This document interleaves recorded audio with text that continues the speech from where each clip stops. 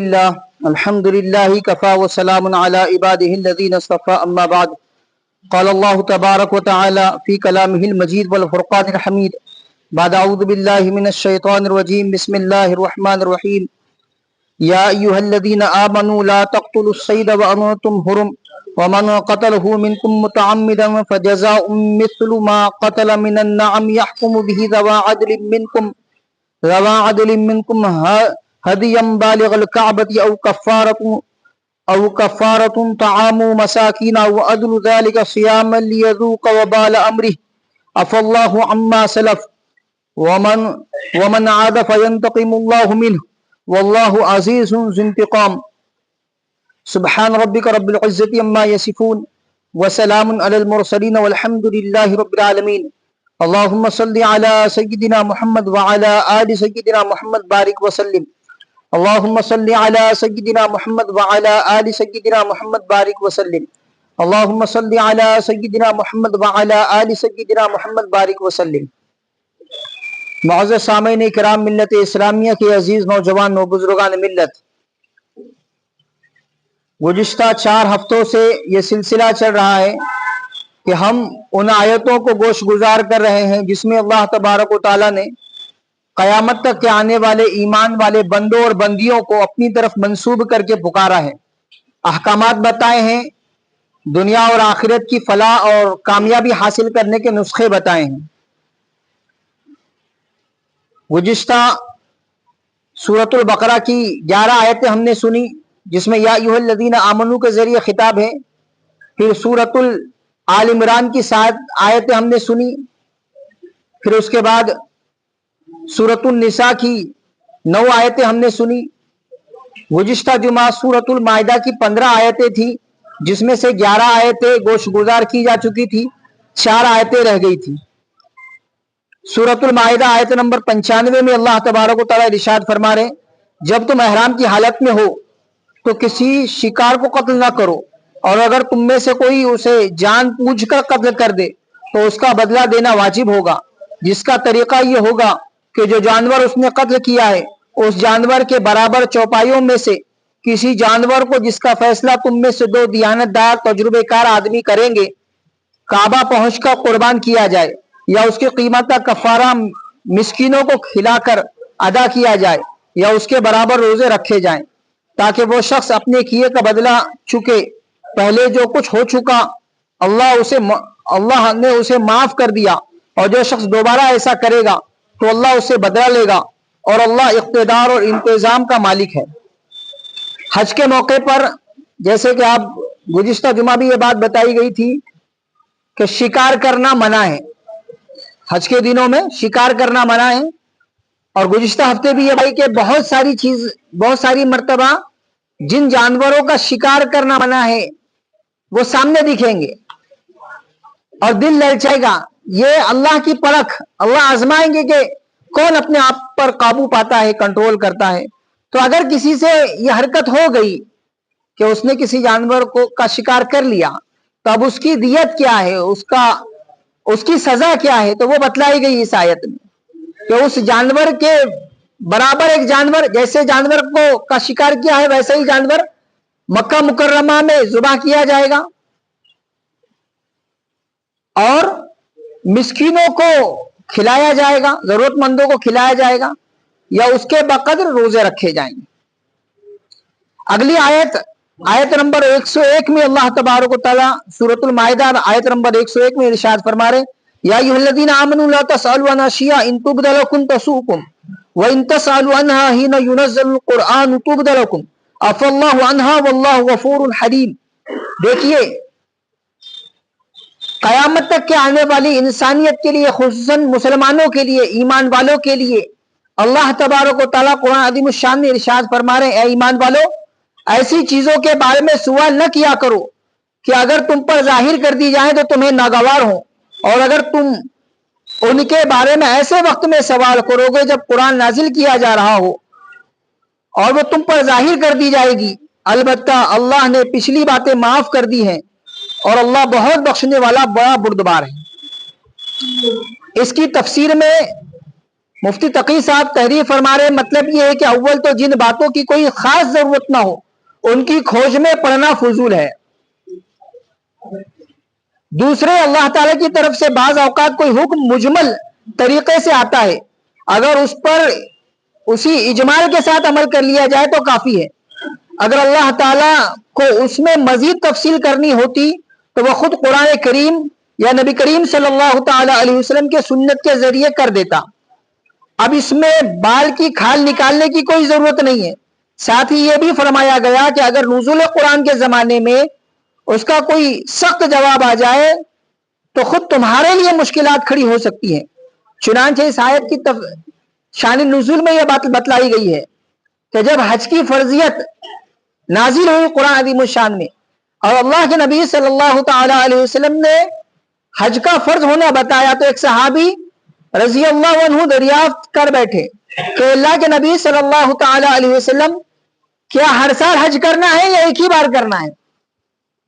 اللہ کے نبی صلی اللہ تعالی علیہ وسلم نے اس سوال کو ناگوار جانا اور اس کی آپ نے صراحت فرمائی. یہ قرآن کے نزول کا زمانہ ہے, تم سوال کر رہے ہو کہ ہر سال کرنا ہے یا ایک ہی بار کرنا ہے, جبکہ اللہ نے ایک بار میں فرما دیا تم پر حج فرض ہے. اب اس کو زیادہ کھرو گے تو کیا ہوگا؟ اللہ کے نبی صلی اللہ تعالی علیہ وسلم ارشاد فرما رہے کہ اگر میں تمہارے جواب میں ہاں کہہ دیتا کہ ہر سال فرض ہے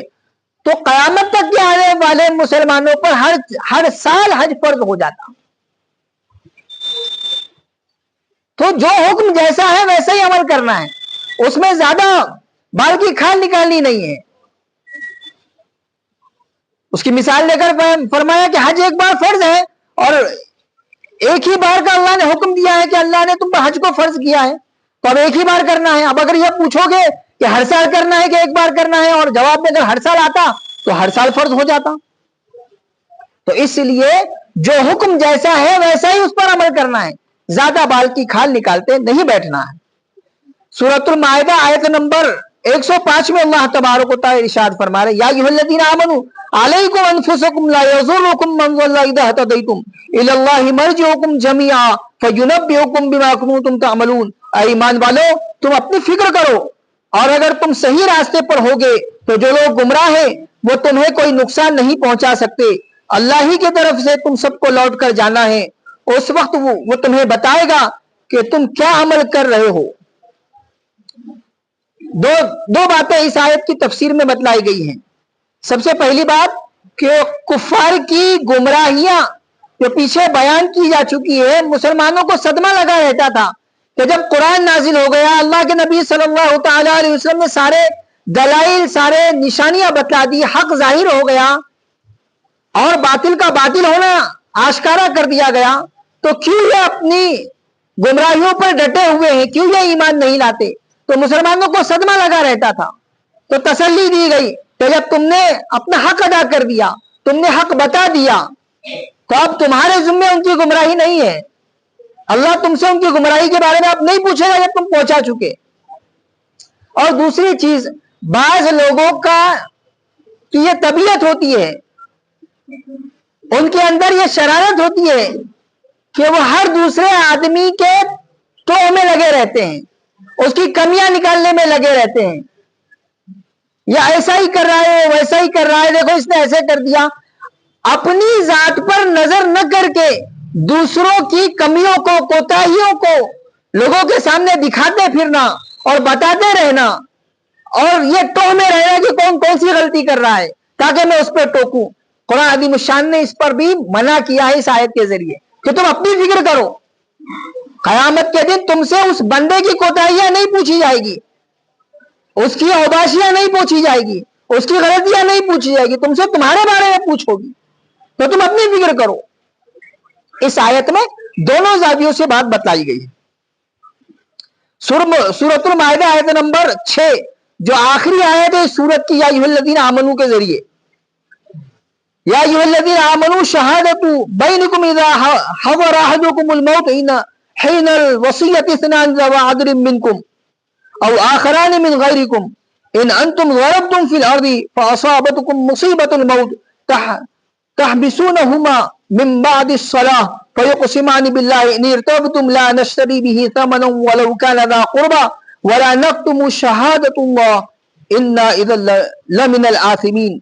اے ایمان والو، جب تم میں سے کوئی مرنے کے قریب ہو تو وصیت کرتے وقت آپس کے معاملات طے کرنے کے لیے گواہ بنانے کا طریقہ یہ ہے کہ تم میں سے دو دیانتدار آدمی ہو جو تمہاری وصیت کی گواہ بنے. اور اگر تم زمین میں سفر کر رہے ہو اور وہی تمہیں موت کی مصیبت پیش آ جائے تو غیروں یعنی غیر مسلموں میں سے دو شخص ہو جائیں. پھر اگر تمہیں کوئی شک پڑ جائے تو ان دو گواہوں کو نماز کے بعد روک سکتے ہو اور اللہ کی قسم کھا کر وہ کہیں کہ ہم اس کی گواہی کے بدلے کوئی مالی فائدہ اٹھانا نہیں چاہتے، چاہے معاملہ تمہارے کسی رشتہ دار ہی کا کیوں نہ ہو. اور اللہ نے ہم پر جس گواہی کی ذمہ داری ڈالی ہے اس کو ہم نہیں چھپائیں گے ورنہ ہم گنہگاروں میں شمار ہوں گے.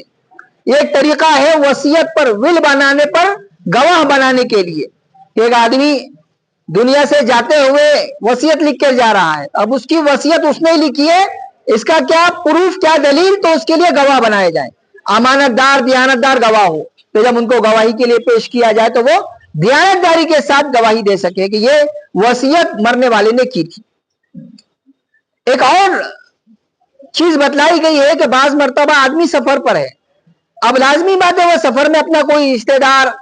اپنا کوئی خاندان والا تو لے کر چلے گا نہیں، ہمیشہ اکیلا سفر کر رہا ہے. اب اس کو یہ موت کی مصیبت پیش آ گئی، دنیا سے جانے کی کنڈیشن اس کی ہو گئی. اب کوئی خاندانی بندہ تو ہے نہیں کہ وصیت لکھا ہے، تو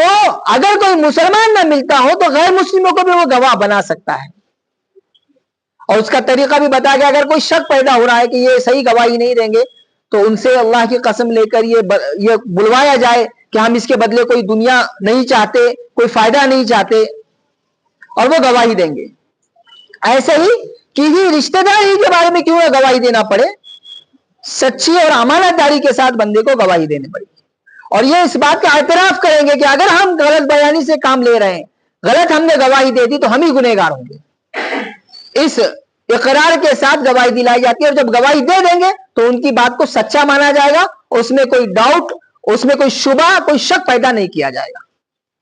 یہ سورۃ المائدہ کی 4 آیتیں جو بچی ہوئی تھی اس کو گوش گزار کیا گیا. آئندہ جمعہ انشاءاللہ سورۃ الانفال کی آیتیں ہم گوش گزار کریں گے. اللہ تبارک و تعالیٰ کہنے سننے سے عمل کی توفیق عطا فرمائے. وآخر دعوانا الحمدللہ رب العالمین والصلاة والسلام علی سید الانبیاء والمرسلین صلی اللہ تعالی علیہ وسلم.